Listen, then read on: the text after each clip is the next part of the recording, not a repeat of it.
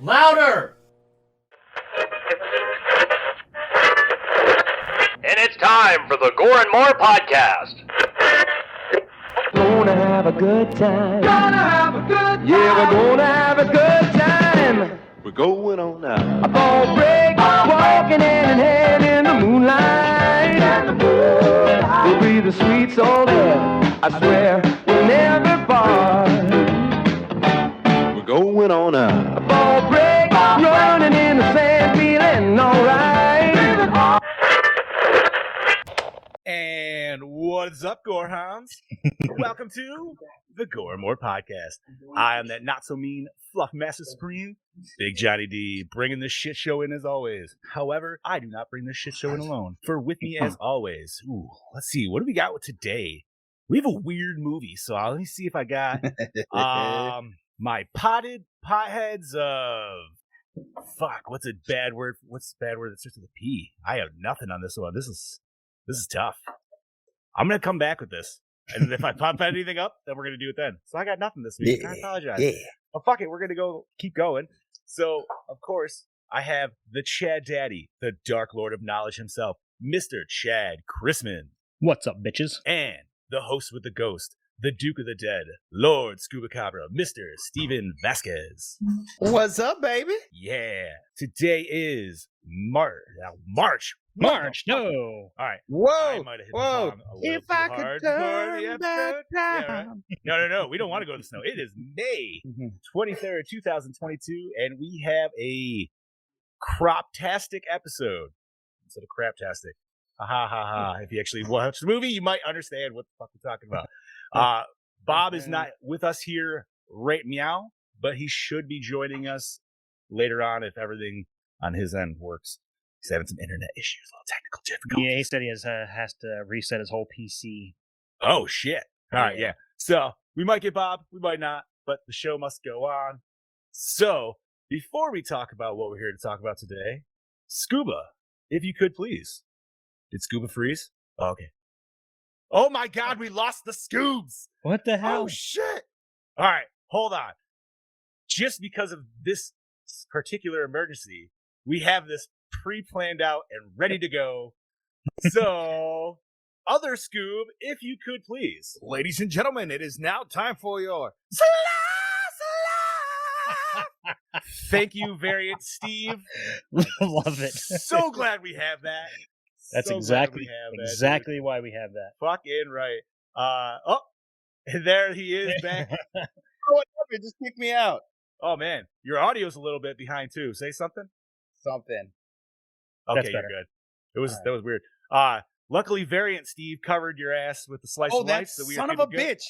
That Yeah, son he of a hopped in and bitch. did his thing and bounced. I think this is also a variant Steve because it seems like he's using a fucking dial-up. Right, dude? He's on 56K tonight. I don't know what the fuck's going on. Apparently, there's some hot fucking storms going down in Texas or something because Steve's internet is it's just shit all over the bed, dude. Russia's It's attacking, man. I don't know. This is the last fucking Gore N More. Here we go. Something, man. I don't EMP know what blasts the are fuck's going going off, on. and we're just starting to feel the effect. All right, but anyways, Slice of Life, Chad Daddy, what have you done the last week, bud? Well, the last week, just been doing a lot of work around the house, and I don't know about how the weather was out your way, Big Johnny D, but it was hot as fuck this weekend. Saturday, I think the temperature was 88, but the real feel was in the Fuck. mid-90s. It was like 95, the real feel with the humid and everything. Oh, And of I course- wish I had that, dude. Are you Oh, kidding me? Oh, it was oppressively hot, and I'm out there. I can't remember what I was doing earlier, but my wife... Oh, that's right. I took my son out for lunch. That's right. Okay, so I took my son out for lunch because I didn't get to take him out for anything for his birthday, so I went out for lunch. Yeah, there. Red Lobster, right? Well, Yes. we went to Applebee's instead. Okay. So he decided to go for that, and we came back, and Steph had the yard like half mowed. Okay. So I'm like, it's really hot. Sit down, get out of the heat. I'll finish the rest. So I go to the back side of the yard, Good man. and earlier in the week we mowed part of it because we put up the swing set and everything else to where we wanted to. Nice. So that part was already mowed, and I went to back where she mowed, and I'm like, well, the other side is at least a good half-inch taller now, so I got to even it out so it doesn't look like other shit. Dad move. Exactly. Big mistake. Ha! Sun was blaring down. I I almost dropped down to the ground. I was just sweat pouring off me, definite heat exhaustion. I was about to have a bad asthma attack. I'm like, I'm done for a while. I had to go sit on the porch, drink a nice cold water, just breathe. But yeah, it was really, really hot. What else did we do? Now, You know, I question got for you, and yeah. you're not. I mean, you're not like a ginger by any means, but I No. feel like you probably don't do the best in the sun. I don't do too horrible. No, I you got a little bit fairer complexion. That's the only reason I asked. I crisp. Steve's like, "Fuck you, I burn." Fuck like a you. motherfucker. I burn. I hate I cannot be in the sun. I burn once or twice, and then after that, I'm good. I'll be able to. Yeah, you got to nice get that boost in. first. You gotta get that first base. chem peel. Yeah. Yep. Yeah. Yep. So let's see. What else did I do? I did that. Oh, and this weekend. So I decided recently that I'm gonna go through my old Star Wars figures. So I bought the Star Wars Power of the Force figures that came out in the '90s because I bought them as soon as they came out. I'm a big Star Wars fan. I'm like, these are gonna be worth money someday. No, Word, they're not word. worth shit. Most of them are worth maybe what they cost, back then, maybe a little bit more. A lot of them are worth less than what I paid for them. So, I'm all up, the kids or something, opening them up, and it hit me yesterday. I'm like, I'm missing some figures. Not Really? many, yeah, but there's a couple of like the deluxe figures that I can't find. And now I had this happen before because years ago, when me and the girl I was seeing split up, I needed somewhere to stay. I had to stay down at my aunt and uncle's for a while until I get my own place. Okay. And I stored all my stuff down there in their barn. And a while later, when I finally was able to get my stuff after I got my own place and get my stuff out of there, I was going through my stuff and I noticed that some of my old school G1 Transformers are missing. That I saw in their grandkids' fucking toy box. Damn. Really? Speaking of Transformers, Transformers. I have dead Optimus Prime. Nice. Oh my goodness. I'm just gonna take a moment quick, by the way. Shout out to everybody in the chat right now. Yeah, buddy. Octopus, Heather, Bossman, Brody Kane, Yeah, what's up, guys? Sorry, I didn't get it. Ricardo. Yeah. No, sorry. Like, everybody's here. Thank you for joining in. We do see your comments. We're just rolling with the show. Oh, Sorry, Chat Daddy. Gallows here too? Oh my goodness. The Whoa. Gala Boy's here too. He hasn't been on for a while. But Right. yeah, so I've just been opening them up and just, putting them all in little sandwich baggies for now with their weapons. It sucks that they're not worth it any, but fuck it. I don't care. Whatever. What else did I do? That's really about it. And watch this movie. And that brings us up to, current events. Scuba Steve, what have you been up to, brother? Well, my week was going pretty well until Wednesday. I was at work and the girlfriend called me. She was short of breath, couldn't catch her breath. And so she asked me to pick her up from work and take her to the minor emergency. So we go to the minor emergency, I pick her up and she can't breathe, like, at all. She's just like gasping for air and she's like, take me to the emergency room. So we go to the emergency room, which was probably the best thing that we could have done because when we got there, they ran tests on her and everything, found out she has a blood clot in her lung.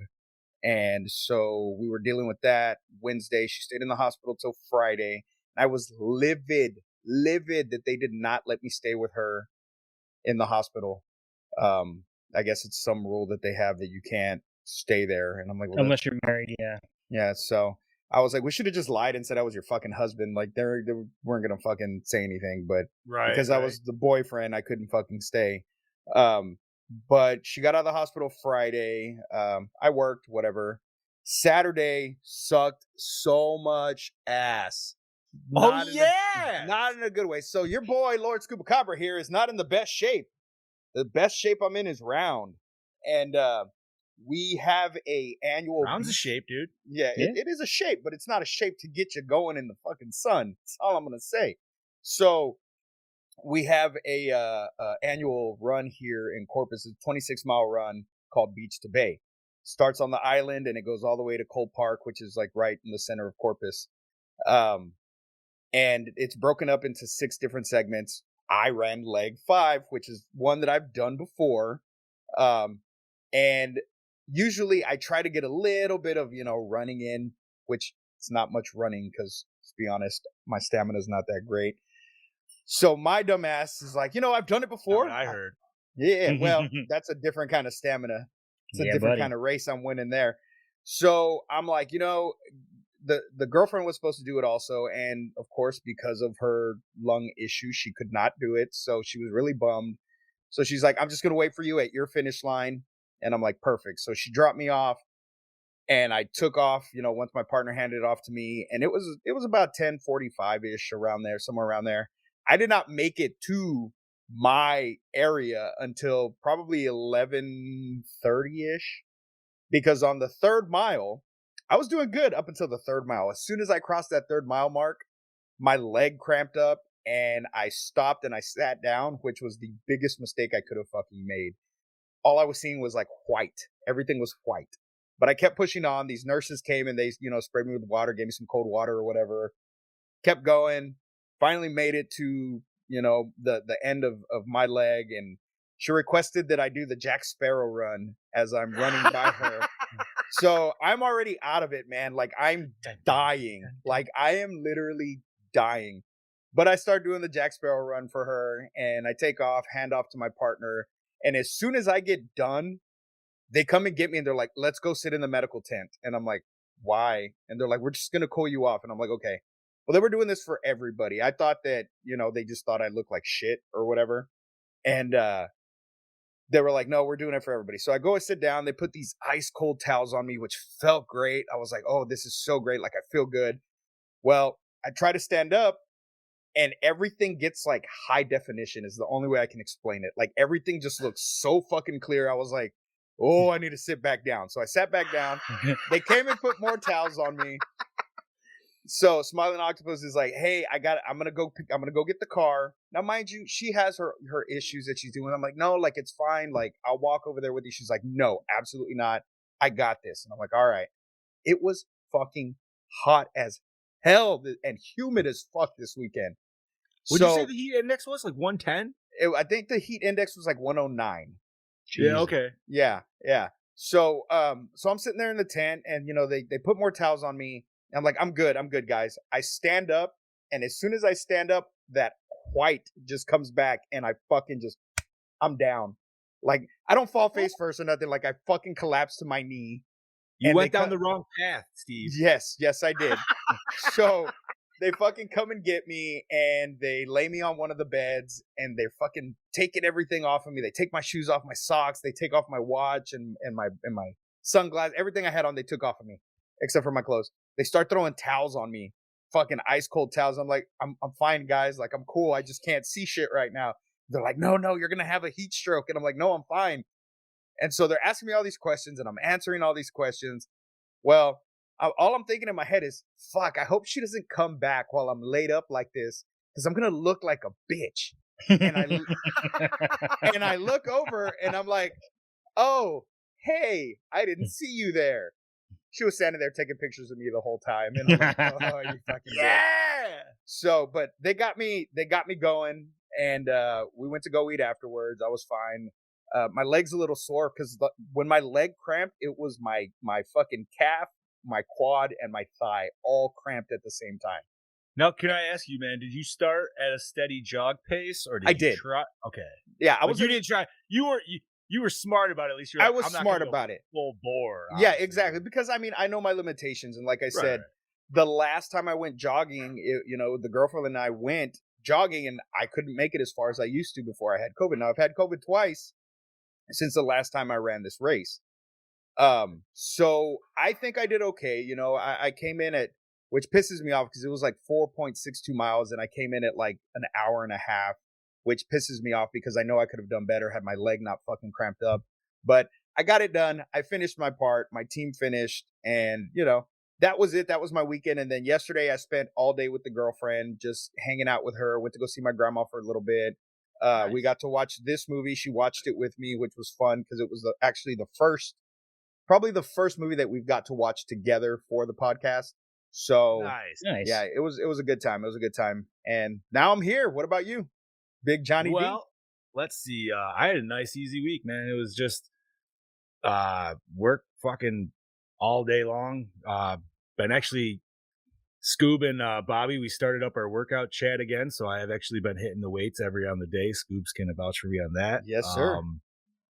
trying to prep for Monster Mania. Wife and I are going in August, and I got a set goal in mind for that date. So yeah, that's what I'm utilizing. Other than that, man, I did get to take the first dip in the pool this weekend. So it was good. It was nice and not nice, if I could say that. It was nice to get back into the pool. However, it was still 70 degrees and the air was 70 degrees. So it's not necessarily the best feeling. But that's why I went for a run right beforehand, because my daughter's like, Dad, I want us to go swimming. And I'm like, it's like, I can't just jump in. I'm like, let me go get sweaty first. So I went for a 1.5 mile jog, came back. I was like, all right, I'm ready. And went in, and it was, I was pulling a Costanza. I was in the pool. I was in the pool. Nice. It was fucking cold. I was like, damn, dude. I was in there for 15 minutes, and I was like, yeah, I'm just numb. I'm numb now. I'm going to get out. I feel like, yeah, Joe could work me out. Other than that, and then I been playing a shit ton of Evil Dead, not a shit ton, as much as I can with the wife, which I've been loving that shit, dude. It's fantastic. I keep telling my girl to buy it so we can play it together. I know, dude. I want to play with you, man, and like we definitely got to stream when we do. Yes, it's fun as fuck, man. It's gory as hell. I'm eventually gonna have to break down and get it too. It's instantly got me thinking. I was like, man, when's the last time I've watched Army of Darkness? And I couldn't even remember. So that was a good reason of saying, hey, I'm gonna watch Army of Darkness.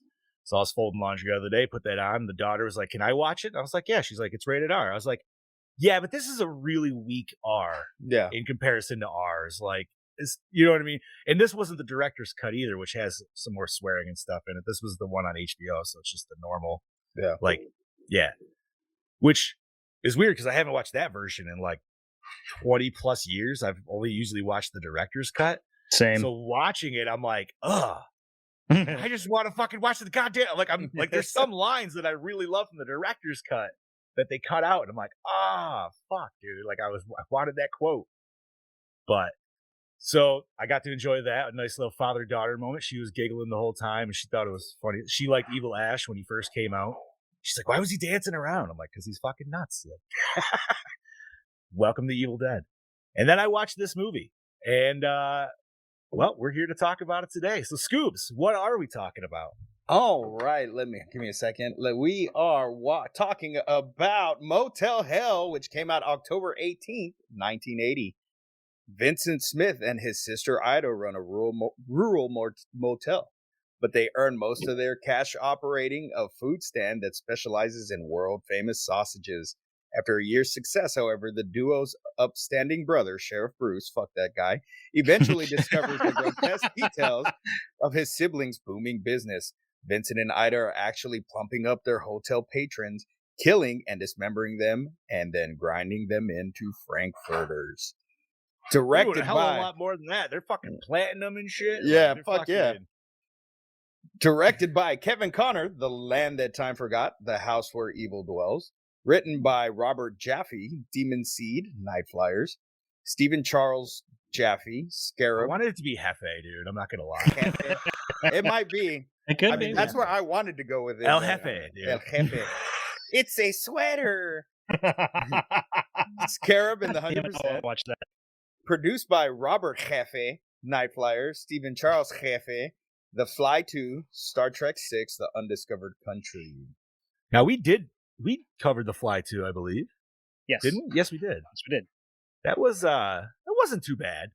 It had some definitely was not the first one. No, but it did have some good effects. Yes, towards the end there. Yes. What's going on in the background? Somebody washing dishes in the kitchen. I was gonna say there is some. No, fucking... it's my dog. He's in his kennel. The kennel door's open, but he's chilling in the kennel. But since Bobby's not here, I'll keep going. Starring Rory Calhoun, the person who's always standing and walking. No, you gotta say it right. You gotta say it right. The person who's always standing and walking. Rory Calhoun. That's it. As Vincent Smith. Paul Link, Chips, Big Bad Mama as Sheriff Bruce Smith. Nancy Parsons, Porky, Sudden Impact as Ida Smith. Nina Axelrod, Time Walker, Critters 3 as Terry. Wolfman Jack, legendary radio DJ as Reverend Billy. Elaine Joyce, Trick or Treat, Delta House as Edith Olsen. Witch Trick or Treat. Not the one that we watched. The one with It's- Ozzy. No. Ozzy, yeah. Which Kaka. coming up on Rants from the Black Lodge. They'll be Yes. covering that Yeah. soon enough. I remember So. I bought that movie and I was like, what the fuck is... maybe I'll like it now that I'm older, but I did not like it when I was younger. Also, Dick Curtis, The Day It Came to Earth, What Waits Below, as Guy Robert, first TV preacher. Monique St. Pierre, Stryker, The Island of Love, as Debbie. Roseanne Catton, Zapped Bachelor Party, as Susie. Chad Daddy, take it away. Music by Lance Rubin, Happy Birthday to Me, and Hexed. Cinematography by Thomas Del Ruth, Stand By Me, and The Breakfast Club. Edited by Bernard, not Dale Gribble, Death Wish, and The Sentinel. Effects and makeup by Adams Calvert, Space Raiders, My Demon Lover. Distributed by United Artist Pictures. Runtime of 102 minutes. Rated R for titties, I guess. No. Titties. There was we got some titties. There's a little bit of There's titties. like 3 different titties. Yeah. Sets. Budget of $3 million, grossed $6.3 million, so it was moderately successful. 1980 money. It's not that bad. I'm surprised though with a budget of $3 million back then. Yeah. That's a pretty big budget. That's a pretty big. I mean, that's $3 million, $1980. right? Yeah. I mean, they definitely did some stuff in this film, and now here at General Discussion, let's discuss. They did some stuff with this film that was definitely, like, I would say, over the top production value. Yeah. Especially with this. Not saying they couldn't go actually find a slaughterhouse and everything, but you know what I mean. Like, they actually set up and film and stuff like that, and the whole their gardening, like their person garden and shit like that. Like, you could see where the money probably went, especially in set design and stuff. Yeah. But this movie was, it wasn't, I don't even know what to say. I thought it was was kind of interesting. It was kind of interesting, boring. but it was boring. It was very interesting that they let you know from the get-go that these people are cannibals. Like, there's no real secret. They're obviously kidnapping people, off the street. And Yeah. they weren't really shy about that. It wasn't like, oh, they're cannibals, big surprise. But for a movie of cannibals, not a whole hell of a lot of killing. No, not a lot at all. But I mean, and a lot. I would have personally liked, because this was the girlfriend's bitch about the movie, was there wasn't any real gore. We didn't really get any kills because really, who got killed? But a handful of people. But everybody got killed the same way, but they didn't get killed. Only 3 of them got killed because you see them get uprooted. Mm-hmm. Yeah. So, which I didn't understand that, and I never understood the point of them hypnotizing them. Okay, so beforehand. I think I got it. I got it. All right. So they hypnotized him, but it was more just hypnotizing because he was essentially drugging him. He was drugging him with hypnotism. So anytime you reach a euphoric state like that, your brain is releasing an insane amount of dopamine, right? And especially right before you die. Oh my God. I'm going to totally brain fart on the fucking name of it now too. And I'm trying to, DMT. You've heard of this? Yes. Okay. DMT is a product that you can either get legit or synthetic. And you will trip balls. If nobody knows, you will trip balls like a motherfucker for 15 minutes. And when I say trip balls, it's not like shroom or anything like that. You are not here. You are on some other physical fucking plane of existence at this point. Now, this is also produced in your brain right before death.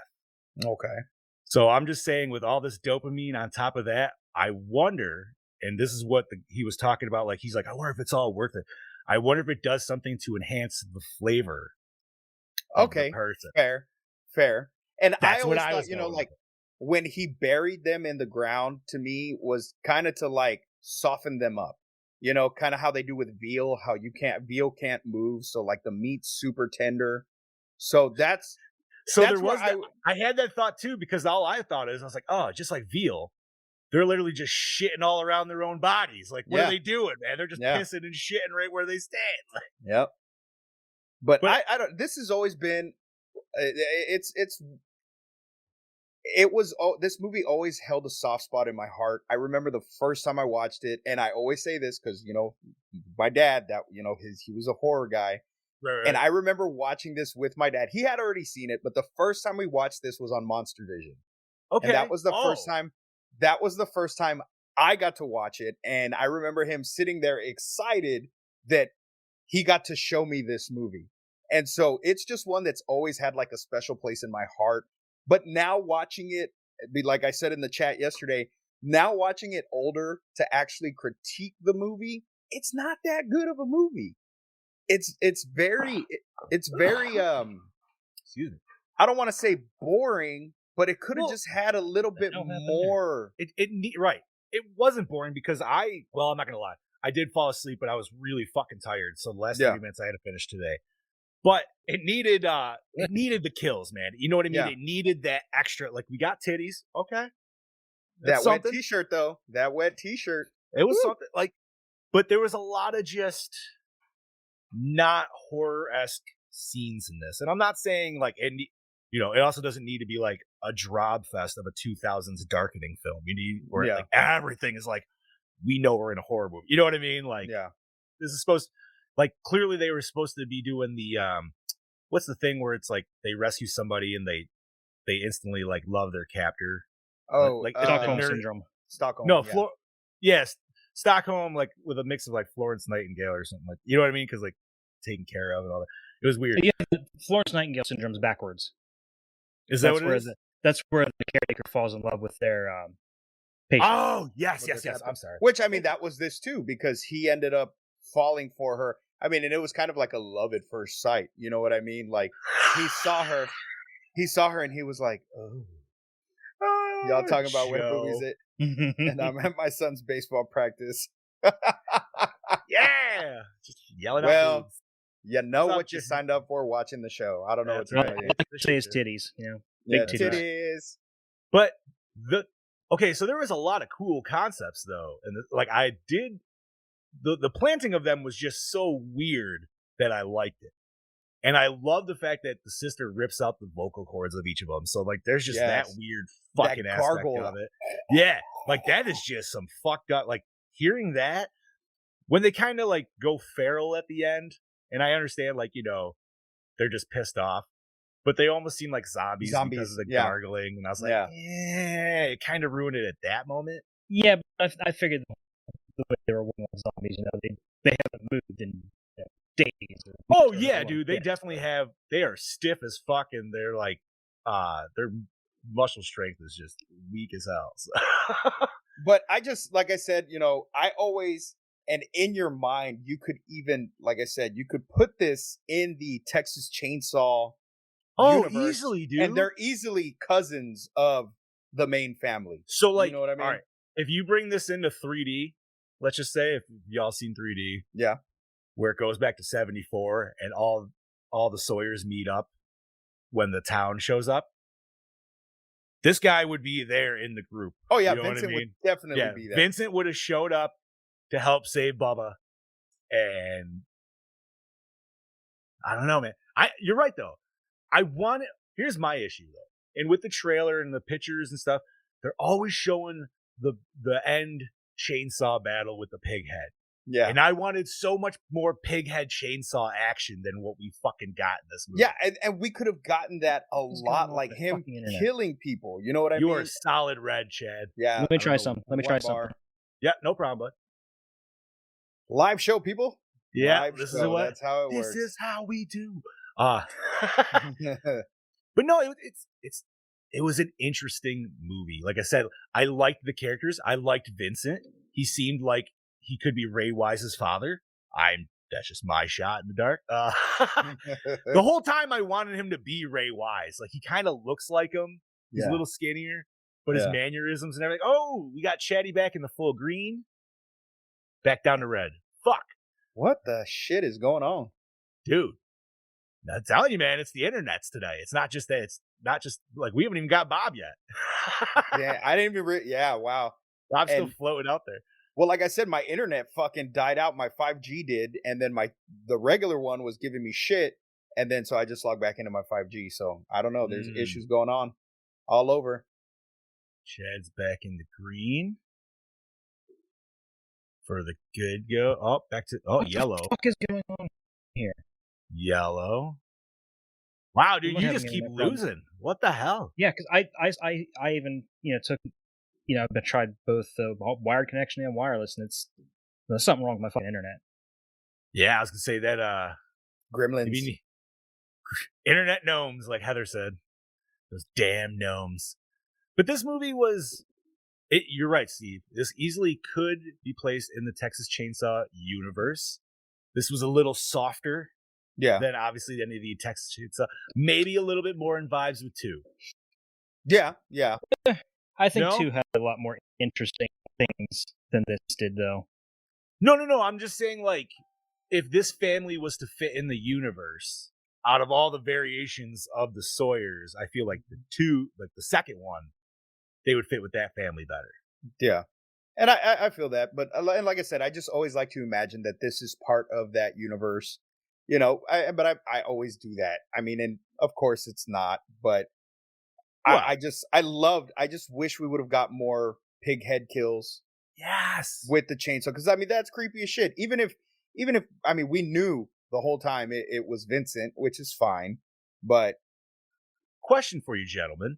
So when the motorcycle and the first victims he takes down, the girl that we get through the whole movie, when they're coming down and all of a sudden, like, their motorcycle goes out, did you ever notice that he actually shot them?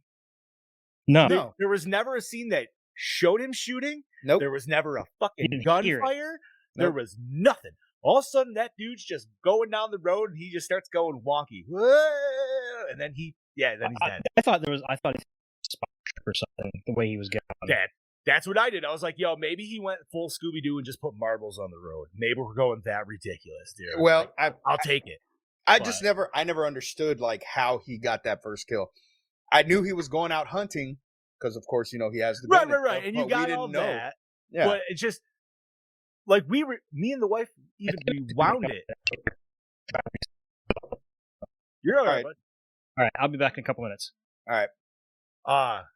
Salutations and good luck, sir. I want to send a quick shout out to Aki and Ezzy in the chat right there. Luigi and Mario. Those are the Smiling Octopus's sons right there. Oh, nice. What's up, gentlemen? Welcome. Thank you for joining us. Thank you, everybody, for keeping the fucking chat going. Oh, yeah. I'll keep them busy. Nice. Love it. But no, that first kill, man, like I said, the wife and I even rewound it because we never understood what the fuck happened. I'm like, no, man, he just loses control of the bike. Like, that just was almost like happenstance. Yeah. Like, it was just a mere, like, coincidence that it happened. But then it goes back, to which I have to ask the question, is the sheriff Vincent's brother? Yes, he's Vincent's little brother. So how does he not know this whole time? Because he ran away. He ran away when he was 11. I must have missed that spot. Yeah. He comes back and says that he ran away when he was 11 or whatever, because I never understood that either. And then watching it again last night, like I said, paying attention to it more to actually critique the movie, I was like, oh, that's how he never knew. Okay.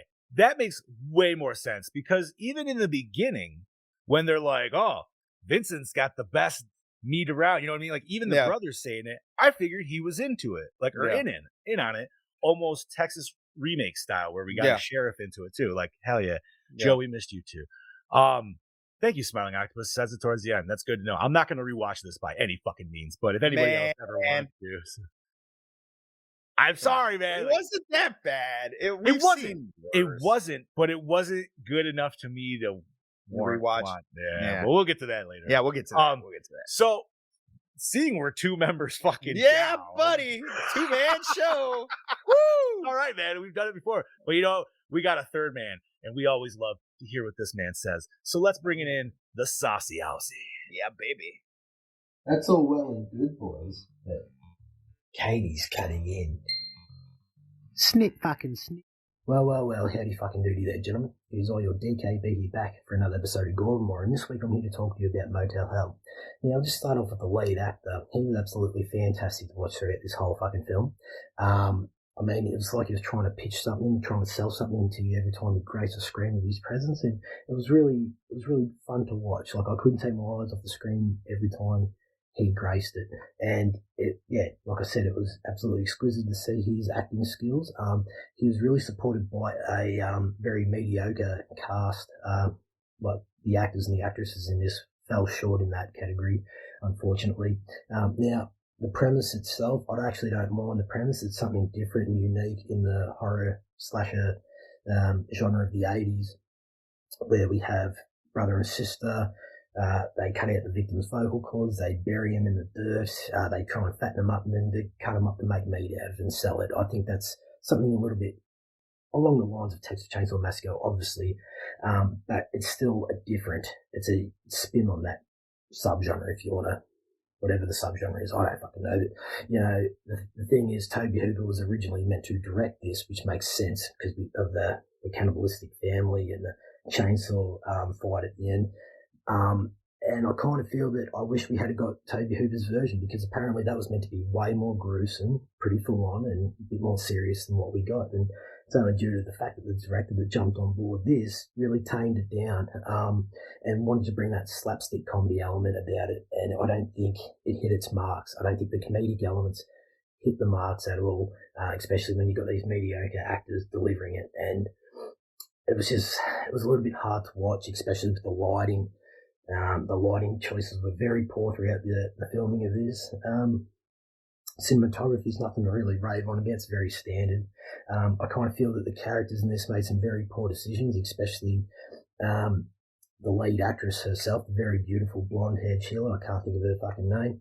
But say, for instance, she's swimming with the sister in the fucking lake, and then she tries to kill her, and then she wakes up and it's all forgotten about. It's all like, oh, no worries, you just tried to kill me, I'm just going to fucking marry your brother. I'm not even going to escape this joint. Just dumb shit like that, it's just, anyway. It's been a hot minute since I've seen it. I mean, now, for another instance, the fucking lead actor wearing the fucking pig head, yes, it looks fantastic while he's doing a chainsaw battle at the end, but you got to think that it has a bit of a catch-22 element about it. Yes, it might be good for armor, but how the fuck can you see out of it?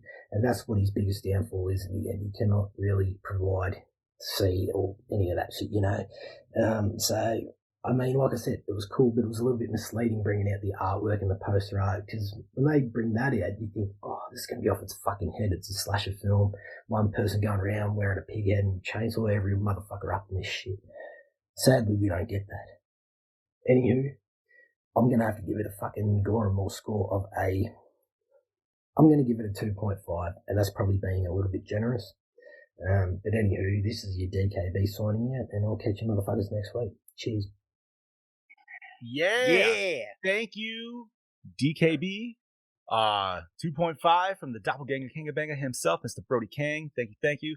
So I know how he said that, it's all forgotten about when she tried to drown her or whatnot. I don't think she realized that she was purposely trying to drown her. I think she thought that because she couldn't swim, she was, you know what I mean, overreacting. No, it was. I could see it from both sides, because I know, yes, she clearly was drowning it, and we saw it for clearly what it is, and so did Vincent. However, you're right. She already said she didn't know how to swim. She popped her own tube, so she could think she's in a full-out panic. Yeah. Clearly, we know this chick is like linebacker strong. Mm-hmm. So, you know what I mean? Ball breaker. Bro, I like in a fist fight between her and Vincent, I'm pretty sure I'd give it to her, dude. Yeah, like definitely. She was throwing motherfuckers over her shoulder like nothing. I always thought too, maybe she kind of had a thing for Vincent, even though it's her brother. Yeah, there's definitely a little bit of like. I think she had a thing. I don't think she had a thing for Vincent as much as she had a thing for Terry. Oh, you think there was a little jealousy? Ooh, I could see that too, actually. I think so, because it even showed her looking at a hustler at one point. Oh, that's right. I didn't even think about that. She was looking at the hustler that it was the same hustler. It was the same one. Yeah, it was the same. Yeah, it was the same issue. Okay, so what Heather brought up and Brody's, to bring up Brody's point about the pig head. Yes, pig head looks 100% awesome, but for full effectiveness of a killer, absolutely fucking terrible. Absolutely not. Yeah. Now, It's not practical. here's how I would change your variation. I would make a metal mesh pig head, so that way you can see through it. Or at least prop the mouth open and have like a metal mesh inside so that you can see out. Yeah, even With, that like, would the work, tongue, dude. with, like the tongue hanging out of the pig. Go some like weird like Hercules shit where instead of the lion, it's like a half pig on your fucking like it's a half pig headdress. Ooh, all right. Just made our new old serial killer, Steve. Yeah, Let's fucking buddy. go with it. Awesome, dude. 4 to 5. I seriously need a 4. I'm sorry, I'm reading Heather's comment. I apologize. I seriously need a 4 to 5 movie now to reset my scale because I'm wanting to overrate this. But okay. But here's the thing, Heather. Here's the thing, Heather. If you liked it, give it whatever score you want. No. Right. Like, don't let anybody else's opinion waver your own. Yeah, it can. Exactly. Like, you can maybe take different side notes if you're like, hey, you know what? Dude, we've always uprated stuff. We've come in. We were like, this movie fucking sucked. And then after 2 hours of talking about it, we're like, you know what? It wasn't that bad. It wasn't as bad as I thought it was. Yeah. Dude, case in point, Bloodhook. I hated it watching it, but You Wasn't everybody did else- hate watching that, dude. But you I did did. love talking about it. That was. I still haven't watched it. It was full out ridiculous, dude. That was our first trauma film, wasn't it? Mhm. Yeah. Oh, it's a trauma film. It was It's a trauma technically a film. trauma film. It's technically, Oh. yeah. It's a Alrighty weird. then. Yeah. and I don't know why, but I absolutely Because it was released, but then it was I purchased can't by help it. Trauma later, right? I love Bev D. I don't know why. Well, dude, she's just trolling for straight dick in that Jogging movie. for So, dick. I mean, like, just straight up. So, Chad Daddy, thank you. Come back because Scoobs and I were talking. We're panicking. Silently behind the scenes. We I'm were like, really glad. what do I'm we really do with sorry. behind the scenes? Chad's not fucking here. Okay, so on Saturday we had some real bad windstorms in the area, and I don't know if that messed with any of Your shit. the lines around us. Because like, here's how the wind was so strong. We have like a wooden playhouse for the kids, and it whipped it across the yard and just like broke it apart. Oh shit. No shit. But we can fix it. The pieces, they're all in one piece. What happened was the wind, when it moved it got behind, and it's not screwed down. We just used like big industrial staples, and it just pulled the staples straight out. Yeah. So we're just gonna use the nailer and nail it back down, so we can put it back together. Nothing's broken; it's just in pieces. So literally, I don't know. Windstorm of epic Yeah. So proportions. there was trees down everywhere. So I don't know if there's there could be problems with the lines now. Who knows? Word. Well, do you want to try to scotch out some behind the scenes? Yeah, I mean, I'm For in what the you green got? right, so I'm looking pretty good. So the movie's All right. original screenplay was originally a darker, more disturbing piece with bestiality, a lot more Ooh. violence, and was not a black comedy. Which Saucy Aussie did mention, which I'm not gonna lie, dude. Toby Hooper directing this. There you go, Steve. Yeah. That would have definitely that been would've been- yeah, God that damn would it. have been the clinch. I want to be Funny- in that part of the multiverse. God damn it. Did he mention that Toby Hooper was originally going to direct it? Yes, he did. Yeah. That's Okay. yeah. I apologize to Mr. No, Brody you're Kane. fine. Yeah, I missed his whole bit because I was resetting the modem, but that seemed to help because my connection looks a lot stronger now, thankfully. indeed. Okay, so he mentioned Toby Hooper. I can gloss over that. United Artists marketed Motel Hell as a straightforward horror movie rather than a horror comedy, which you can tell by the trailer, fearing that any quirkiness in the trailers or posters would put off audiences. However, the tagline, "You might just die laughing," still appeared on several Motel Hell posters. I did see that, but I personally like the other tagline of you don't know what's it? It's something with fritters. It takes all kind of critters to make Yeah, Farmer Vincent Yeah, fritters. There you go. Yep. Thank Chad's Addy. Yep. I want that as a bumper sticker on my car. Right? Or just his bumper sticker. Yeah. The Yeah. Farmer Vincent, which Yes. okay. I don't give a shit how good your jerky is. Don't fucking start putting bumper stickers on my car, ass. Right. What the fuck, dude? I On the thought that front was of the really car weird at too. that. I You thought put that it was on the really weird front. too. I Glad was I like, wasn't the only one. Yeah. That actually made me kind of like. But dude, hold weirdly on. mad. Y'all just reminded me of something. So, and I wanted to ask you boys this because all three of us are fathers. Okay, if our Mhm. kids are in a panic in the back seat, and some stranger said, "Let me take care of this," and then fucking proceeded to scare the shit out of your kids, would you be all happy-go-lucky about that? I mean, it did I don't shut know. the kids up. I might have laughed. I would have probably laughed, but I'm also kind of fucked. I would have laughed too. But a normal parents would have been like, okay. I don't know. What's wrong I'm with not you, bro? really a normal parent. I'm not. You should see. Okay, case in point. We prank each other in this house all the time, always scaring each other, whatever. So the other night, Steph is brushing her teeth, getting ready to go to bed, and she didn't know this, but Harper. Okay, we went the bowling alley by us. There's arcade games like skee ball and stuff where you can win tickets. And at one point, she traded in tickets and got this long. It's like this kind of trumpet kind of thing that you can noise with it. And so Steph's in the bathroom brushing her teeth, and Harper has a tuba thing or whatever, the trumpet thing, and sneaks up behind her, puts it to her mouth, and yells, "Hello, Mimi," and scares the piss out of my wife. So yes, I would have laughed at that if somebody scared the crap out of my kids. See, I'm surprised your daughter can't do it just like my daughter does, but my daughter just does the creepy thing where she's just a blonde little girl silhouette standing in the hallway staring through the doorway. And I've watched fucking Dawn of the Dead remake way too many times. That shit fucks with me, dude. And I'm like, Julie, you can't do that. I'm not punching my 8-year-old daughter in the face. So I kicked the shit out of my daughter one time because she used to come and just stand at my bed when she was little. Oh, that's the worst. And just stare until I woke up. Like, wouldn't say a goddamn thing. Would just stand there and fucking stare My with oldest her daughter hair would do all that. ratty. Didn't brush her hair. She didn't give a shit at the time. And I remember one time, I don't remember what the fuck I had watched the night before, but it had some kind of fucking zombie kid in it or some shit. It might have been fucking Dawn of the Dead that I fucking watched, to be honest. And I just remember opening my eyes and she was standing there and she goes, "Hi, Daddy." And I fucking kicked the shit out of her. I was like, "Oh my God, I'm so sorry, baby. I'm so sorry." And she's all, "I'm okay." Why, Daddy? Why? Oh my God. Like, you can't do that to Daddy. Like, you can't fucking do that to me. Oh my God, dude. That's hilarious. But she never fucking stood at my bed after that. Yeah, Okay, looking down at the comments, Brody said his favorite horror movie tagline is from House, "Ding Dong, You Are Dead." Okay. What would be you guys' favorite tagline from a horror movie? It doesn't have to be right now. Dude. That's going to be a thinker. There's so many. We've had so many on the show that where even the movies sucked, but the taglines were awesome. You know what I mean? The Mutilator has an awesome tagline. What was that one? Was it by something like by hook, by pickaxe, by sword, bye or something like that? Oh yeah. I love that tagline. I can't even fucking think of one. Dude, I honestly can't. Okay, so continuing on. The role of Bruce Smith was specifically written for Paul Link to play. Link went to college with co-writer and co-producer Robert Hefe.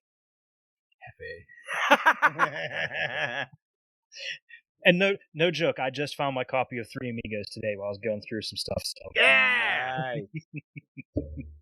Okay, a scene with Wolfman Jack officiating a wedding at a church was shot but cut from the final finished version of the film. Huh. Wait, what? He was coming out of the church? No, he was officiating a wedding in the church. Oh, I'm sorry. Oh. Are you looking up taglines? Yes. No. Okay, well, I'll just keep going. Publicity for this picture stated that it was the first major role in a motion picture for quite a while for lead actor Rory Calhoun. He was around 57 years old when he starred in this movie. Damn. Dude looked a lot older. Yeah. Well, 57 in the 80s was a lot older. That's yeah. True. I mean, everybody aged way differently, man. Yeah. Like 18-year-olds in high school looked like they were 35. It was fucking weird. Maybe because they were 35-year-olds. I was like, most of the time they were. Maybe that's why they had 30-year-olds playing high schoolers in Slaughter High last week. Huh? That's true.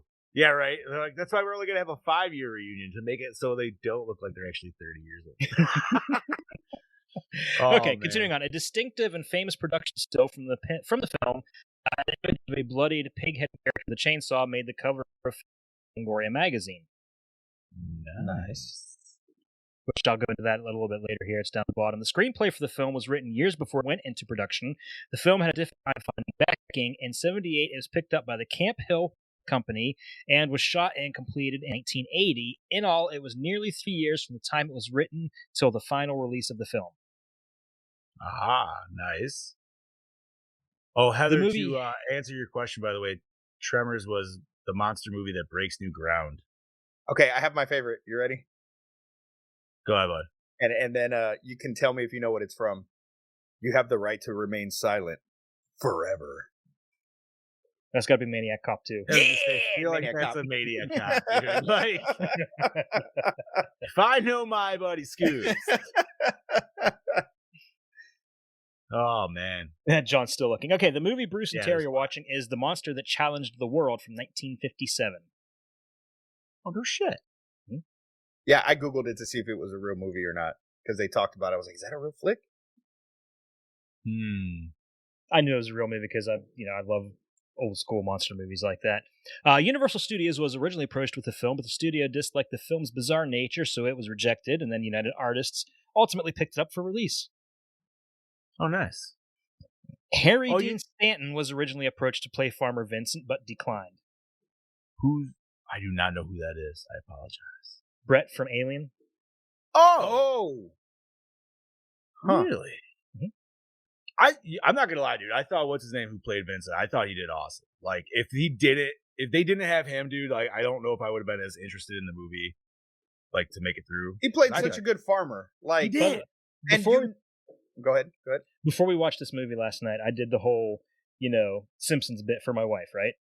So the movie starts, and the very first shot of Rory Calhoun is him sitting there on the porch in a rocking chair, and looks at her, I'm like, this is bullshit. He's not standing or walking. That's right. No, like I said, he looks like Ray Wise's dad, or I feel like he could easily be Ray Wise's dad. He could be. Or this should have just been Ray Wise, but Ray Wise wasn't as old as. Oh, he was pretty young back then. He would have been young back then.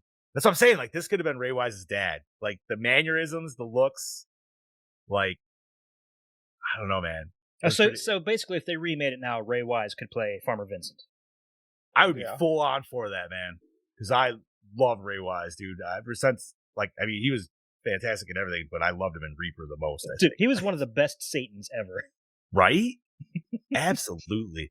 There's a series. I don't know if this show would be appropriate to cover, but that would be interesting if there was a show on our network that would want to cover Reaper, dude. Because I would definitely like to do that. That would be. I could totally go back and rewatch that show. Yeah, and that was one of those shows where it was like Scrubs, where like as funny as it was, there was definitely some like deep moments. Where you're just like, oh man, dude, like, you're like.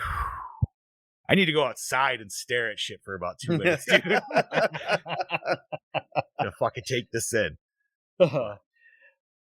What else we got, Chad? Actor Paul Link lost 25 pounds to play the lead. He was carrying the extra weight to play Grossman on Chips. Wow. Damn. Rory Calhoun and Paul Link play brothers in the movie. In real life, Calhoun is 26 years older than Link. Yeah, you could tell. Yeah, definitely. Yeah, definitely. That's one of those ones where like he was like the miracle baby after the parents were old as shit already. It was either that or they're half brothers. You know what I mean? Like, dad tapped somebody else a little younger after the fact or something. Yeah, happens. Okay, what else can we get? Nina Axelrod was considered for the part of Rachel in Blade Runner based on her work in this film.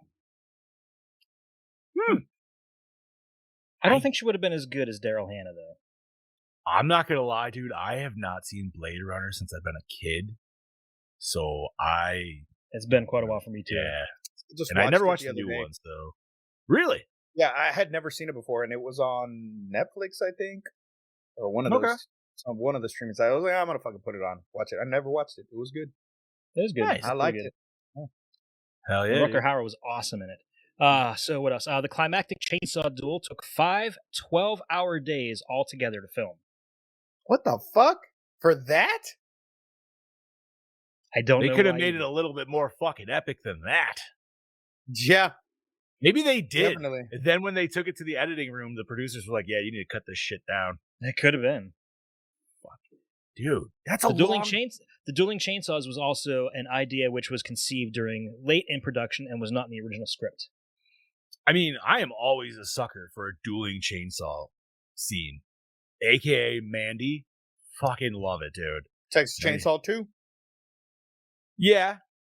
Dude, the one in Mandy, though, was more like, I loved that one. Was just fucking gnarly, man. Texas 2 though was definitely all I could think of though before even the fight was just him trying out the chainsaws. Just shaking them in the store, be like, and I love doesn't that say scene. a goddamn thing. right, just fucking gives him a Nothing, wad of money. Not how much is this? And maybe this is enough. Just here's a fucking wad of money. Shut your fucking mouth. I'm gonna go. I'm pretty sure I picked that as my favorite scene back then too. He's like, It "I know was, more dude, than because it you." was the best I scene. love It was that. ridiculous. Oh, And like I man. said, I swear to God, that wasn't just scripted. They just told Dennis Hopper to walk in and buy chainsaws. Right? They're like, he's like, I'm gonna get drunk as shit before I do it. They're like, we don't care. Go ahead. We don't care. Just go.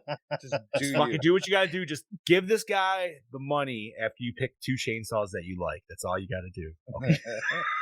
I'm gonna get this little one and this big one. And this one. And this one. All right, what else we got, buddy?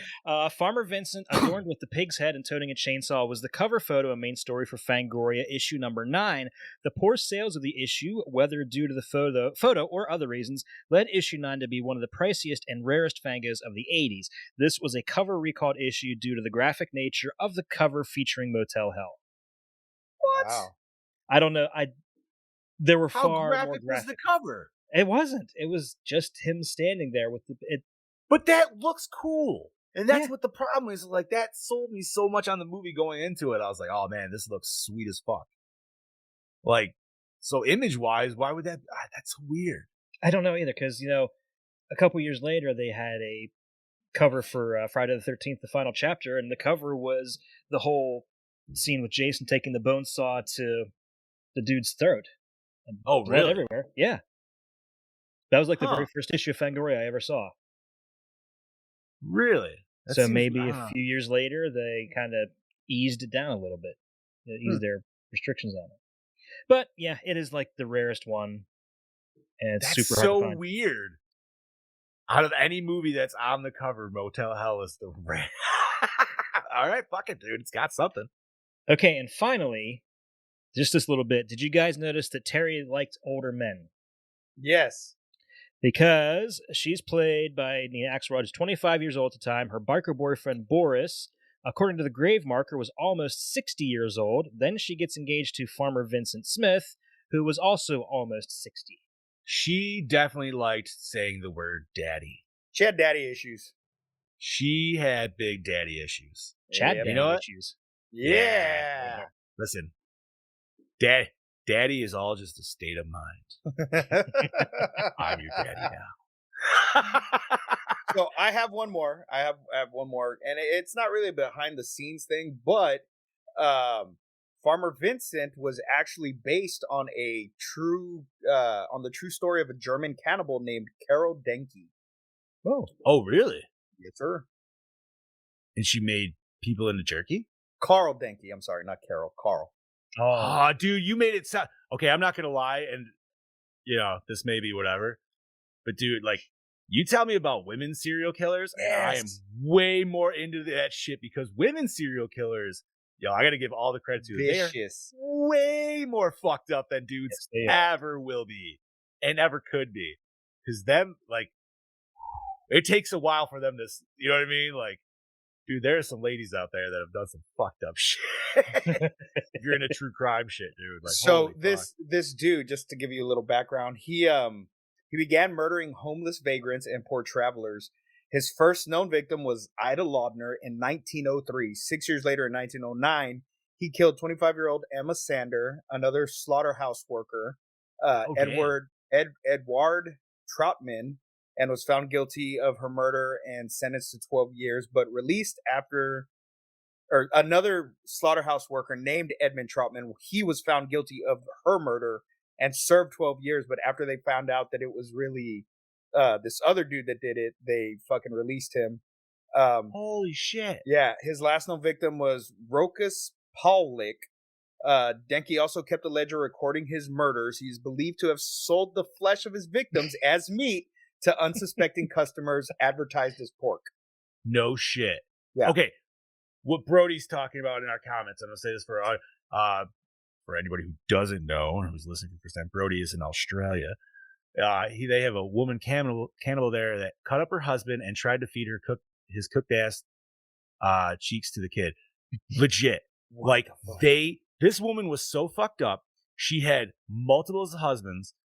And I don't know if it was the husband that she actually killed, but like the crazy part of her story is, so the night they got married, they fucked 4 times and he couldn't go a 5th round, and she threatened to kill him then on their wedding night.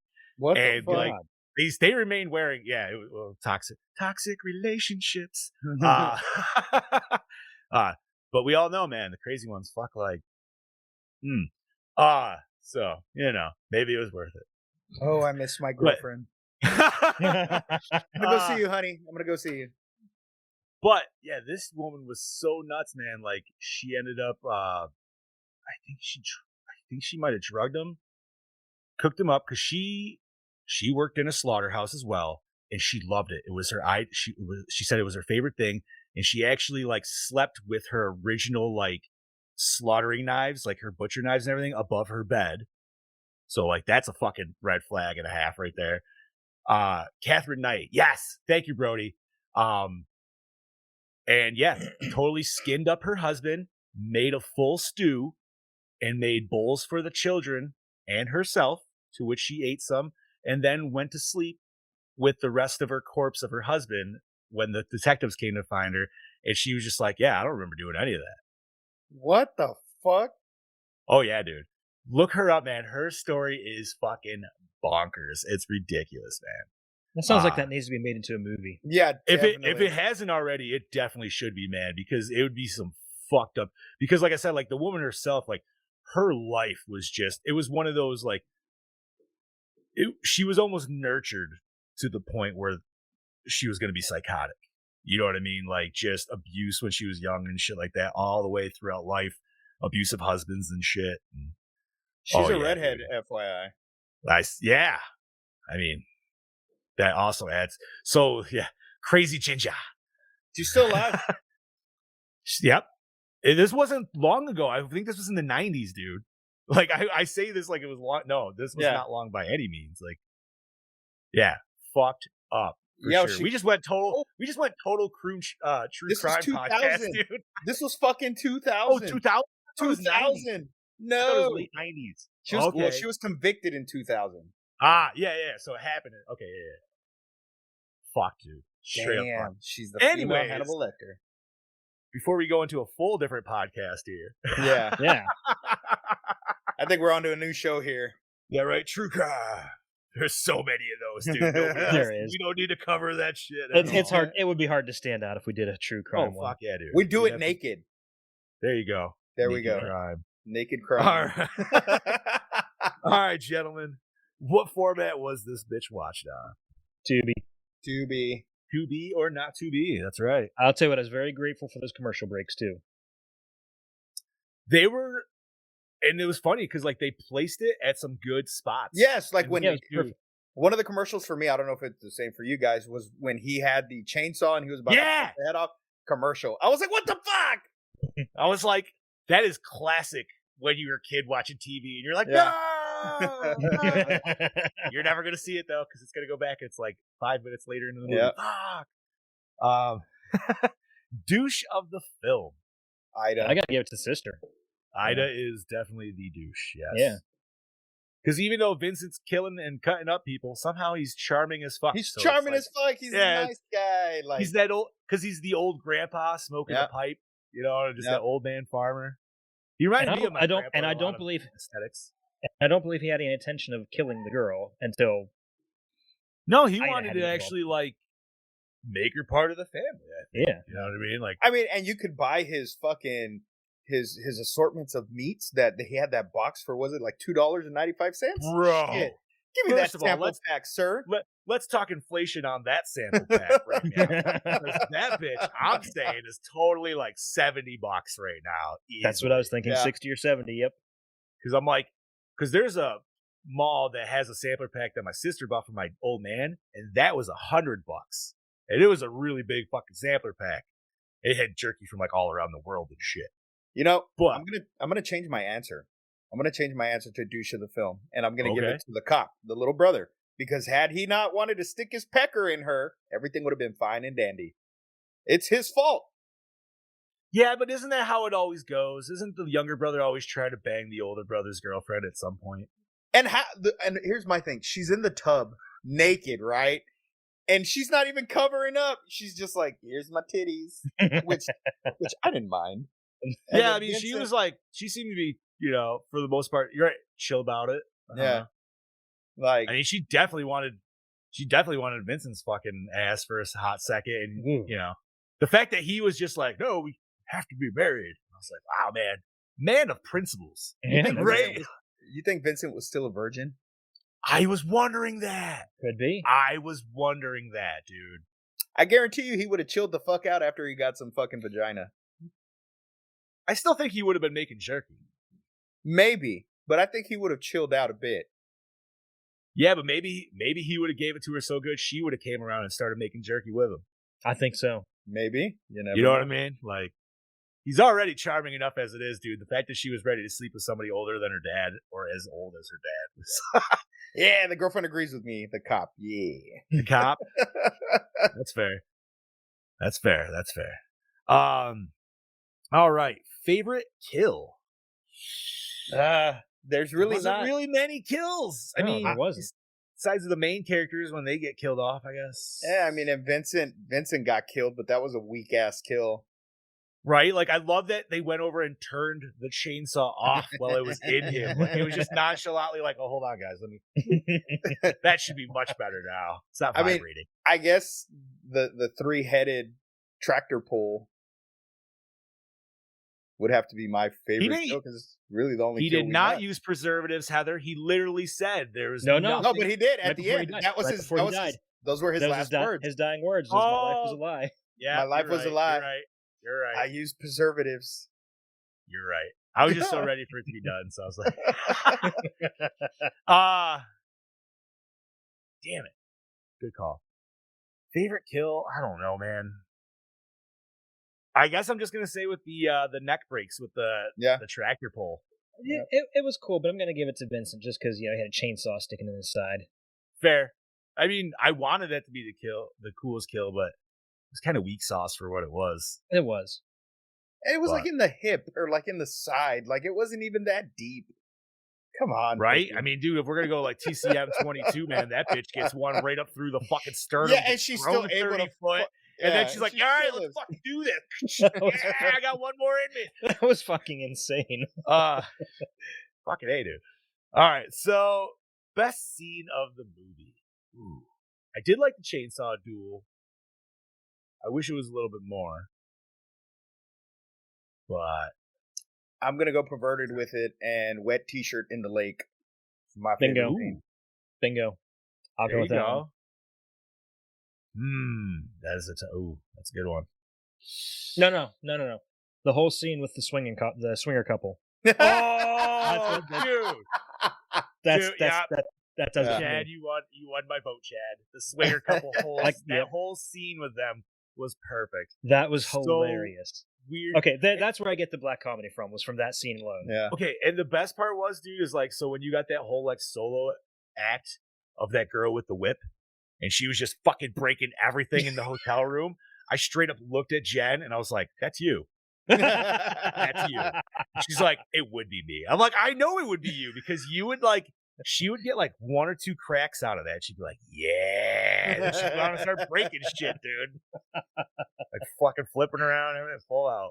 That's hilarious. Good call, Chad Daddy. I almost forgot about that. So yes, best scene is the kinky couple. And they definitely wanted to get down with Ida and Vincent, man. They were all did. for the full They were game, up for anything. right? All the Who Wants a They're- Mustache ride. Yeah, I was gonna say they reminded me of the German couple from fucking Super Troopers. Ooh, me. I want one. I want one. Oh man.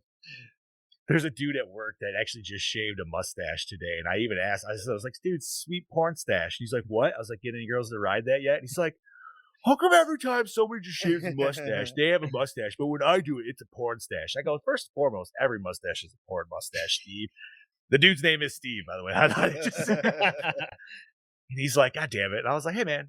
I'm like, I told him because he's all salt and pepper. I told him to grow it out Sam Elliott style. Fuck So we'll see if yeah. he does, dude. He probably won't, but all right. Opening scene, hook you in. Yeah, actually, kind of did. Yeah. It was him just like the weird selling just the whole like pulling in on the vacancy and him going out, checking on the sister. The sister was watching that, or she was passed out watching the televangelist or whatever the fuck it was. And yeah, I don't know. It's kind of a cool little setup. You get to see the hotel. You're like, what's going on here? Agreed. I liked it. I still didn't understand why we didn't hear a gunshot or see him shoot that fucking tire out. I will say that pisses me off, but I feel like that's a little bit past the intro. So, all right, gentlemen, most attractive character. The main girl. Yeah, she's pretty cute. Yeah. I could almost say also the kinky blonde because she was. I was thinking that too. I was kind of leaning a little towards that. Clearly, she's a little bit dom. I'm okay with that. I'm not coming out in a plastic skirt, though. I will say that. Yeah, that was a little much. That just seems so bad, man. Because you fart, you're just gonna see that moisture hit the back, dude. You know what I mean? Like it's not good, dude. It might even flutter like a mud flap, right? And especially if you got ashless chaps under that, man. Imagine the sweat going against that. Oh thing. no, bad. It'd be so bad. All right. Did the score set the mood? Yeah, I think it kind of did. I mean, I want to say yes, but it was not memorable. It wasn't it's not memorable at all. No, but no, it was decent enough. It was fitting. It wasn't like the last one. God, I can't even. What was the last Slaughter one? High.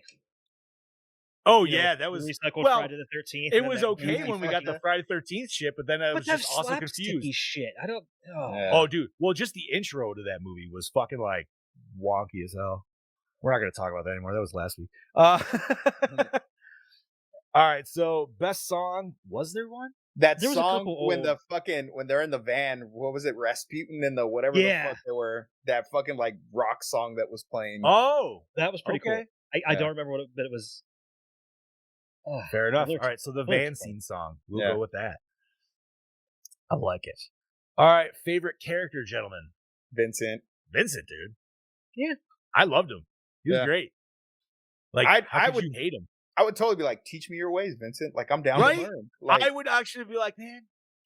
Like, I wouldn't want to learn from cannibalism, dude. I wouldn't want to be part of the Sawyer family, but Vincent, hey, show me some ways, man. But here's the problem, man. Is like you're gonna hang out with Vincent, dude. Is like, now we did say Ida was kind of like I and her, but maybe Ida does.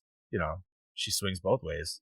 You might have to deal with that, Scoops. Look, man, if I gotta let her give me a handy, I mean, that's what I just got to do, man. I got to do what it takes to survive.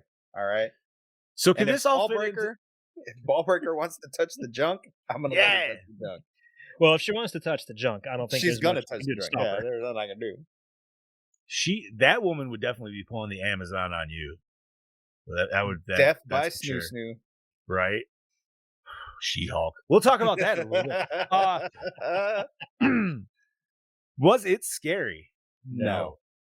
Not at all. No. Nope. Not even as a kid was it scary. It wasn't supposed. I don't know if it necessarily was intended to be scary, obviously, because it was. It could have been. Comedy. Could have been. But it wasn't. Toby Hooper's version? Very easily. Vincent could have been a way different kind of farmer. All right, gentlemen. Does it hold up today? I don't know. I want to say some of it does, I feel.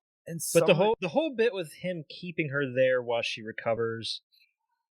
It definitely feels weird. Yeah. Especially because it's like but she did say her boyfriend was the only one she had. So there's nobody else in this woman's life. And the only guy she knew died. So I could understand, you know what I mean? But like he didn't know that beforehand. It was just luck of the draw. You know what I mean? Right. But, he clearly was going to try his ways to like dupe her into staying because he's like, you clearly need a rest. And all that other shit. So no. I don't know. Like you said, some parts do, some parts don't. Like I think all the plant scenes and everything, like the actual farming scenes with the people and shit, I think that all does. That was all cool as hell. Like all the weird like sacks just like moving around, especially when you get their first reveal, you're like, this is actually gonna be a person. You're like, oh fuck, it is, dude. Like hell yeah. And the whole like feeding scenes and shit. Like I said, like I think those all kind of stand up. Yeah. But all right, gentlemen, acting, I would say pretty good. It was okay. The brother Rory did Calhoun seem was the best. Yes, Rory Calhoun was top notch. Sister wasn't terrible. I mean, all the extras were just literally like they were voiceless essentially, anyways. Yeah, because that fucking farm inspector, whatever the fuck he was like Bob? a shitty fucking actor. Like Bob? Bob Yeah. was just so bad. Yeah, he was. Can't I argue love with that he just got a full ass of mud though, too, just for snooping. It's like, you know what? That's what you kind of get. Like, I actually teamed up on Vincent's side for that one. Dude. I was like, I know he's killing people, man, but you shouldn't be snooping around, honestly, because fuck you. All right, gentlemen. Cinematography. There's really nothing to brag about. The scene where they're like getting hypnotized was kind of cool. That was interesting. That was cool. But there More really so wasn't. More so Okay. the mechanism of Yeah. hypnotism. Yeah. Yeah, because there really wasn't anything that stood out. There was really no like cool shots or anything like that. Honey Boo Boo's daughter, Brody. She could fit right Damn. into this movie, dude. It could be little Ida Jr.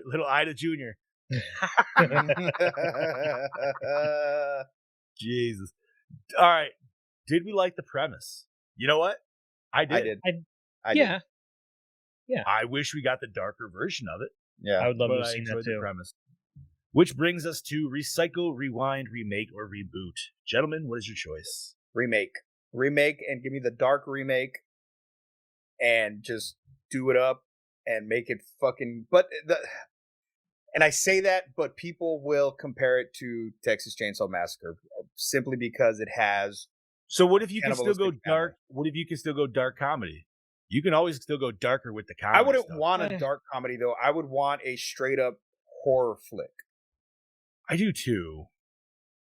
But I mean, like, I feel like it can have a little bit of comedic value just because of the characters, like the bad characters in themselves. You know what I mean? They're not crazy like in Texas Chainsaw. You know what I mean? They're not like, like he's a smart dude. I want this movie remade with Bill Moseley as Vincent. Nah, man. Ray Wise, dude. Ray Wise. I want Ray Wise. But I do kind of want the serious. Maybe you just take out the chainsaw fight, so it's not so comparable to it. Yeah. But at the same time, like that's supposed to be the climactic battle. So Yeah, but do it with like. This came out in '80. When did I mean? Because what other? I mean, Texas Chainsaw Massacre 2 was the other chainsaw fight. When did that one come out? 86. Okay, Yeah. this one did it first. Ooh. True. That's true. Why didn't that dawn on me before? Huh. Maybe because Texas 2 did it better. Brody says better. John Candy as the killer wears the pig mask to kill the various murder weapons. So Uncle Buck with a pig mask. We would have to resurrect John Candy. Yes, we would. It makes me sad. I wish we could anyway. John Goodman. Ooh. I mean, I love John Goodman in fucking Cloverfield Lane. Cloverfield, yeah. Like, just his breathing alone in that movie, just like, oh my god, dude, it's like unnerving by the time he gets to the end of it. He's great in that. Yeah, I'm gonna have to go full remake on this, man. For me, I agree. I think the concept is good enough to just yeah, and like you said, go with the darker remake. I just can't see it being another horror comedy and working. I was just saying the comedy aspect of like you would keep the comedy in between Vincent and like Ida. It would be fucked up comedy, but you know what I mean? And like, the swingers, you keep the swingers in there too. Right. Keep the swingers. Give us the swingers, yes. Right. So that's why I'm saying like you could still keep it. It doesn't have to be like Tucker and Dale style or something, but maybe Tucker and Dale style level of like kills and shit and gore. Like you can still get that. All right. So hell yeah, Dan. All right, gentlemen. Let's rate this biatch. Brody started us off with a 2.5. So Chad Daddy, where would you like to go? I'll go 2.8. 2.8? It wasn't as good as I was hoping it would be. That's fair. All right. Scuba. For the nostalgia factor alone, I'm gonna give it a 3. Solid 3. All right. And I think myself, I'm also going to give it a 2.5 with the Brody. Oh, and hold on. What did Bobby give it? He gave it. Oh, hold on. Bobby did send us a score? Yeah, 3.8. Okay. Oh, Wow, 3.8? Bob went. Yeah. Good job, Bobo. God damn, now I wish we really had Bob to fucking talk about this shit, dude. I Bob know. probably would have had maybe a little bit more positive swing. He gave us All a right. 30. He gave it a 38. He gave it a 38 first. 38. It's like, damn, he really loved that one.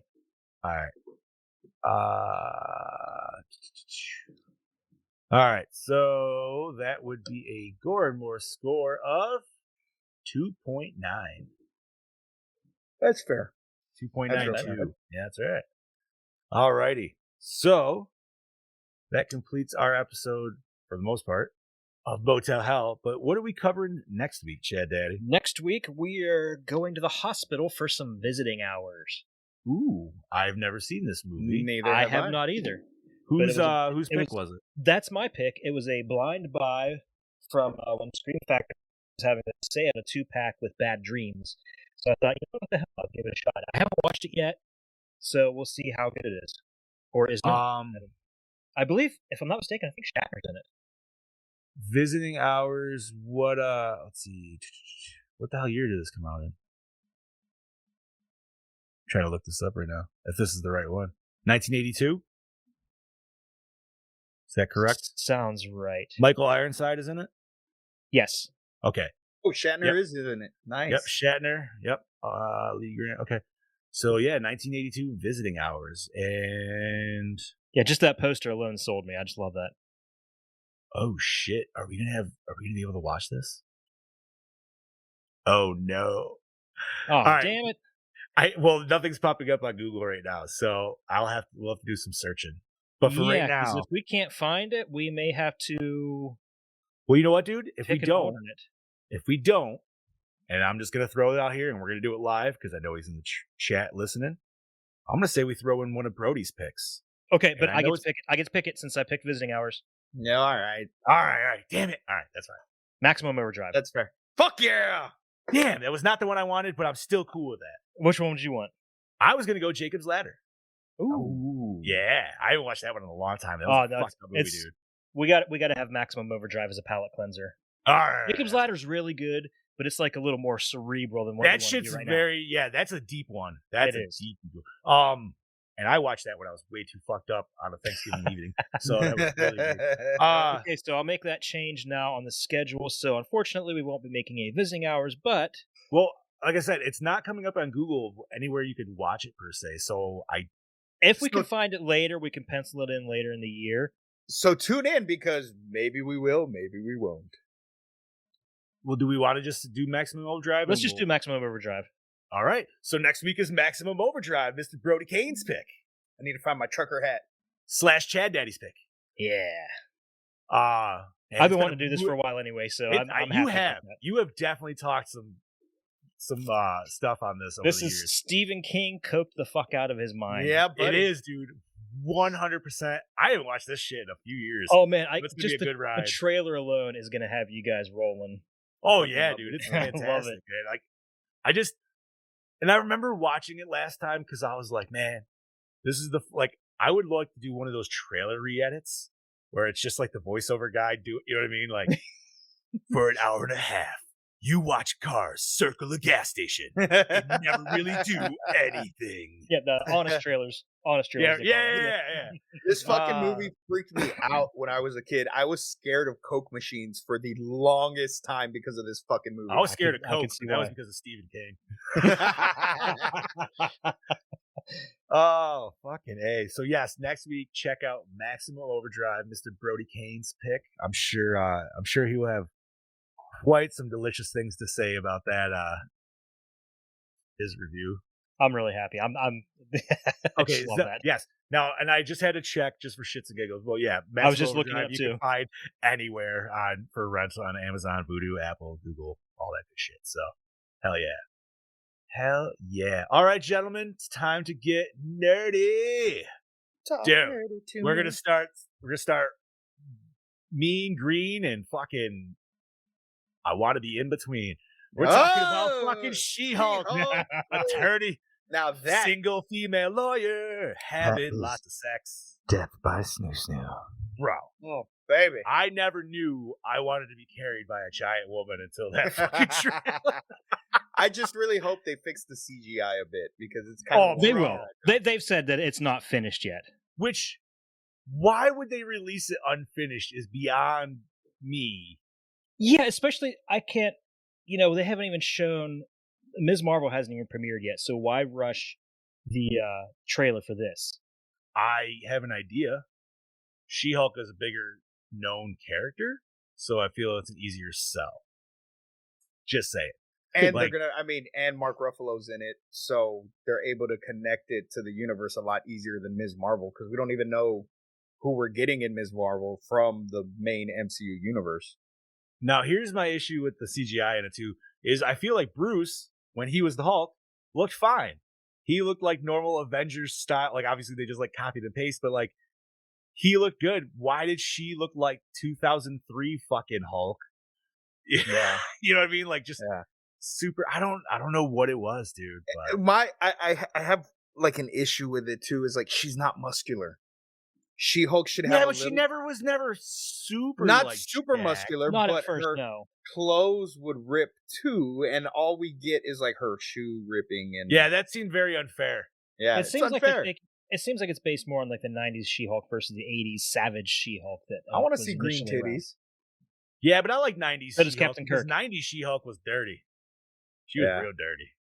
That was when like everything was all super. This is what's wrong with us, dude. That's what it is. Like you look at '90s X-Men and everything. Everything was so fucking sexed up, dude, and shit. Look at '90s anything compared. Bro, I know, dude. Bro, Rogue on the X-Men cartoon. Bro. Oh my god, I wanted to be that skin tight suit on her ass. You talking the original '90s X-Men cartoon or X-Men Evolution Goth Rogue? No, also 90s awesome. cartoon. Also Rogue. hot. Goth Rogue was hot too. Listen, but '90s Rogue. '90s Rogue, yes, but Evolution was Southern Goth, which was even a weirder fucking more of like hot. Like that was like no, no. I know it's good, but yeah, man, '90s X-Men comics, dude. I remember like there was that. Remember that #1 issue when they reissued X-Men, dude, and they had the full like spread out ones. Yep. And there was that fucking pool party scene, dude. Yep. Yeah. You're telling me your fucking young ass wasn't like just. Yeah. Oh, Psylocke. Mwah. Psylocke coming out of the water and Cyclops staring at her. Mm-hmm. Right, and Wolverine with his big old fucking hamburger meat right there in the middle. Fucking throw that shit, dude. I remember that like the light as man. But honestly, I am still excited for She-Hulk. I think it's gonna be fun. It should be an entertaining series. Or as I like to call it, Law and Order MCU. Basically, single female lawyer having lots of sex, dude. It's just like from Futurama. The nice thing is that this could also possibly be the lead into the season 4 of Daredevil that they announced too. Yes. Which I hope. I'm wondering if they're going to like stay on the style of how Netflix was, or they're going to fully like we're just bringing him over, but we're restylizing it too. If they restylize it, it's not a big deal. I mean, Daredevil was. I don't know why people think things like Daredevil, Deadpool, it has to be like rated R. It doesn't have to be. No, but I love the Netflix adaptation of Daredevil. Deadpool maybe, but Deadpool maybe rated R. Maybe, because not all of his comics were like these big blood. Yeah, but Deadpool 2 PG-13 version was fine. I still gotta watch that. You got Fred Savage in it, dude. I know, I gotta watch that. But no, I don't think Daredevil needs to be like dark and gritty, hyper violent. No, because he easily fits in the Spider-Man universe and stuff exactly. like that too. Like Punisher needs to be R. Yes, Punisher needs to be R. But the thing is, my issue with that though is, if you're bringing these characters over, that's fine. If you're gonna play it off as what we already saw on the Netflix series was just cast it to the multiverse, okay? But I mean, we already got Vincent D'Onofrio in there. Yeah, so you already, you know what I mean? Like, but I just feel like they had such a great start with the Netflix show already. Just continue because, granted that Spider-Man doesn't have to be all gritty and shit like that. Daredevil doesn't need to be gritty, but it made the character that much better because it was gritty in the Netflix show. And I didn't think it was as gritty as like it could have been. Like I thought there was. Oh no, still, yeah, like, it could have been a lot Yeah. more grittier. But I mean, and like Punisher, if you're gonna bring him into this world, it's gotta be gritty. Like it's gotta be like a complete 180 as to what we've already gotten with I what's want a happening Punisher in the Blade MCU. team up, dude. Well, yeah, you can't do PG-13 Punisher. It's impossible. No, I want Punisher Blade team up. Speaking of, while we're still on Marvel, I did see this thing today, and maybe you guys did too, but it's a theory. Now, I haven't personally watched Moon Knight yet, but there's a goddess that comes in who supposedly they bring in, and she feasts off of blood. There's a fan theory thinks that maybe this is how vampires are going to get introduced into MCU, and blah blah blah, which is fine, dandy. But we already got Blade's voice in Eternals, which So tells vampires me exist. exactly, which But tells me in they Loki- are already there. But in Loki, they talk about vampires when they're in the TVA. They do. You're right. So, like I said, there's gonna have to with Doc. There's gonna have to be some kind of fucking incursion that just brings everybody into 616. That's what I would think. Like it has to be because they've already set the precedent. I don't know, Chad. Have you seen it yet? No. Okay. Fuck. You can talk about it because at Okay. this point, So they say that when you Spoiler leave a territory footprint, here. yeah, spoiler. Sorry if you haven't seen the movie yet. I'm sorry, but this really isn't giving away a lot. But No. when you travel to a different part of the multiverse, you leave a footprint, and that footprint causes an incursion and can basically Damage the destroy universe. both of those multiverses. Well, fucking Strange went to all these different fucking universes and left a fucking footprint, regardless of how small it was. So there should be this huge fucking incursion on the way. Secret War. Exactly.